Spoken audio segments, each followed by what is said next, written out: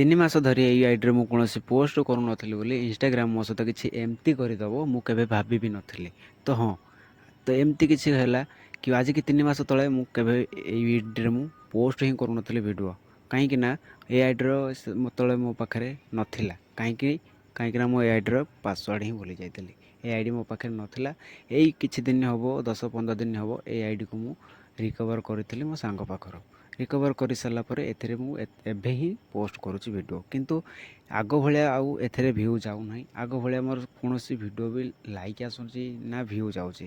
ସେଥିପାଇଁ କେତେବେଳେ ବି ଯଦି କୌଣସି ଜିନିଷ ଆକାଉଣ୍ଟ ଖୋଲୁଛ, ଫେସବୁକ୍ ହଉ କିମ୍ବା ଇନଷ୍ଟାଗ୍ରାମ୍ ହଉ, କେତେବେଳେ ପାସୱାର୍ଡ଼ ଭୁଲିବ ନାହିଁ। ସବୁବେଳେ ମନେ କର, ଲେଖିକି ରଖ। ଏଇଟା ହିଁ ସବୁବେଳେ ଧ୍ୟାନରେ ରଖିଥିବ, ନହେଲେ ମୋ ଭଳିଆ ବହୁତ ହଇରାଣ ହେଇଯିବ। ଆଜି ଯେମିତି କହିତେଉନି ଏଇ ଆଇଡ଼ିରେ ମୁଁ ଯେତେବେଳେ ପୋଷ୍ଟ କରୁଛି 100-200 ହିଁ ଭିଡ଼ିଓର ଅଟକି ଯାଉଛି, ତାଠୁ ଅଧିକ ଭିଉ ଯାଇନାହିଁ।